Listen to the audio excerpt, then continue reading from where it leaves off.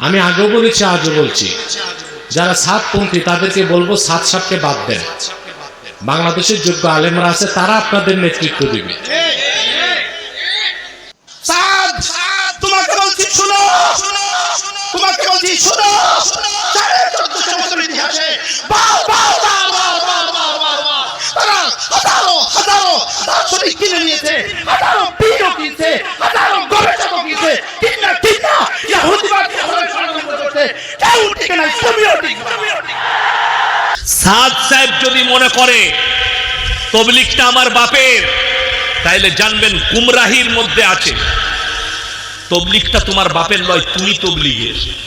স্পষ্ট ভাষায় ঘোষণা করতেছি, কোন মসজিদে উলামা একরামের নেতৃত্ব ছাড়া, ইমামের নেতৃত্ব ছাড়া মাওলানা সাদ সাহেবের নাম নিয়ে আলাদা কোন কর্মসূচি কেউ পালন করতে পারবে না। 3 নম্বর, যে আমরা এই কথাও স্মরণ রাখবো যে দ্বীনের কাজ আলেম ছাড়া চলে না। তাবলীগের ভেতরে যাদেরকে জুবায়েরপন্থী বলা হইতেছে, সেইটাই তাবলীগের মূলধারা। সেই পক্ষের সাথে আছেন বাংলাদেশের কওমি, দেওবন্দি, হেফাজত ঘরানার, অর্থাৎ মূলধারার আলেম সমাজের প্রায় সকলেই, এবং তাবলীগের সাথে সংশ্লিষ্ট সাধারণ জনতার বৃহৎ সংখ্যাগরিষ্ঠ অংশ। আবার ইন্টারেস্টিং ব্যাপার হইতেছে, এই পক্ষ আদর্শগত এবং মনস্তাত্ত্বিকভাবে শেখ হাসিনার ফ্যাসিবাদী শাসন এবং ভারতীয় আধিপত্যবাদের ঘোর বিরোধী। এই পক্ষই তাবলীগের মধ্যে বৃহৎ সংখ্যাগরিষ্ঠ এবং সবচেয়ে প্রভাবশালী অংশ। হবে না। তাবলীগ জামাতের 2 দলের মারামারির পিছনে ইসরায়েলের মোসাদের হাত আছে। সাতপন্থী যে তাদের নেতৃত্ব হচ্ছে মুফতি উসামা, সে 3 বার ইসরায়েলে যে মোসাদ প্রধানের সাথে বৈঠক করেছে। অতএব ঘাপলা তাদের মধ্যে। যারা জুবায়েরপন্থী মানে ওলামাদের সাথে আছে, তাদের খুব একটা দোষ দেখতেছি না। তারা সাদ সাহেবকে নিয়ে গোরামি করছেন কেন? সাদ সাহেব তো তওবা করে নাই। সে যদি তওবা করে তার বক্তব্য প্রত্যাহার করে, তখন তাকে মানবেন।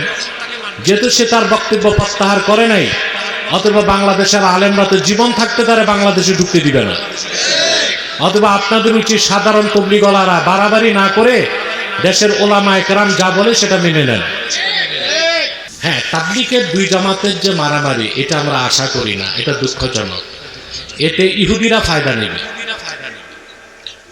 একদল এতাহাতি আর একদল ওয়াজাহাতি, শুরু হয়েছে হাতাহাতি, কয়েকজন মারাও গেছে। আমি আগেও বলেছি, আজও বলছি, যারা সাতপন্থী তাদেরকে বলবো সাত সাতকে বাদ দেন। বাংলাদেশের যোগ্য আলেমরা আছে, তারা আপনাদের নেতৃত্ব দিবে। অতএব আপনারা সাত সাতকে নিয়ে গোরামি করছেন কেন? সাত সাত তো তওবা করে নাই।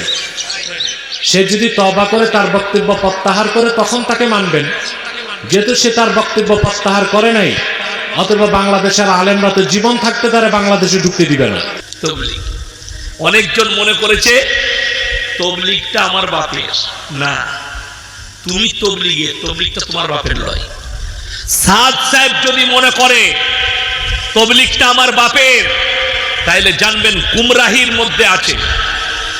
তবলিগটা তোমার বাপের নয়, তুমি তবলিগের। আমরা স্পষ্ট ভাষায় ঘোষণা করতেছি, কোন মসজিদে উলামা একরামের নেতৃত্ব ছাড়া, ইমামের নেতৃত্ব ছাড়া মাওলানা সাদ সাহেবের নাম নিয়ে আলাদা কোন কর্মসূচি কেউ পালন করতে পারবে না। 3 নম্বর, যে আমরা এই কথাও স্মরণ রাখবো যে দ্বীনের কাজ আলেম ছাড়া চলে না। তারা হাজারো হাজারো দার্শনিক কিনে নিয়েছে, হাজারো পীরও কিনছে, হাজারো গবেষকও কিনছে, ঠিক না ইহুদিবাদ। তোমাকে বলছি শুনো, তোমাকে বলছি শুনো। 1450 বছর ইতিহাসে তারা হাজারো হাজারো দার্শনিক কিনে নিয়েছে, হাজারো পীরও কিনছে, হাজারো গবেষকও কিনছে, ঠিক না ইহুদিবাদ ষড়যন্ত্র করছে, কেউ ঠিক না, তুমিও ঠিক না।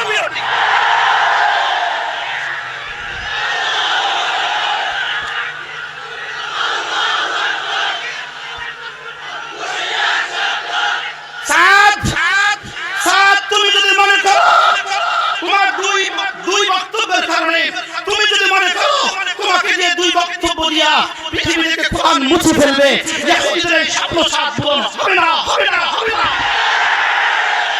তুমি বক্তব্য দিয়েছো, তুমি বক্তব্য দিয়েছো কোরআনে কারীম বুঝে না পড়লে, কোরআনে কারীম বুঝে না পড়লে ওয়াজিব তরকের গুনাহ। তুমি এক বাক্য দিয়া সারা পৃথিবীর সমস্ত মুবাল্লিগীনদেরকে, সমস্ত দাঈ ভাইদেরকে কোরআন থেকে বঞ্চিত করার ষড়যন্ত্র করেছো। কারণ তারা তো কোরআন বুঝে না, তারা তো বেচারা শুধু পড়তে পারে, বুঝে না, তুমি এক সিদ্ধান্তকে শুনিয়ে দিয়েছো, খবরদার তোমরাও আর কোরআন পড়বা না।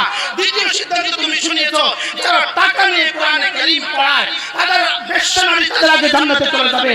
তুমি এই সিদ্ধান্ত নিয়ে আগামী প্রজন্মের জন্য সিদ্ধান্ত শুনিয়েছো, তারা যেন তাদের বাচ্চাগুলো কোরআন মাদ্রাসা না দেয়।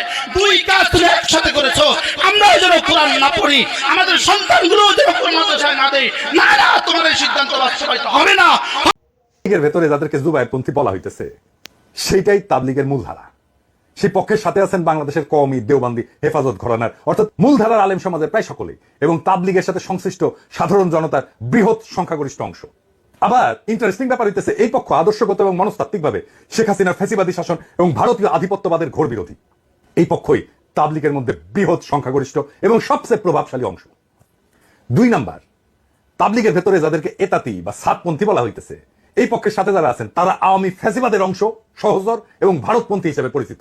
এই পক্ষের সাথে যারা আছেন তাদের বড় অংশই সেকুলার এডুকেশনে শিক্ষিত। মূলধারার সুপরিচিত আলেমদের কেউই এই পক্ষের সাথে নাই।